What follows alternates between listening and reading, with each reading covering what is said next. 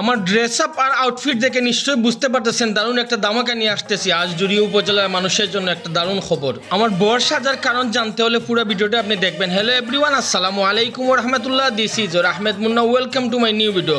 আসন নিবালা খাইসন নিবাদ বাড়িঘরের কিতা সংবাদ। সকাল সকাল বাজারে আসার একটাই কারণ আমাদের প্রিয় ফখরুল ভাই আমাকে ইনভাইট করছে।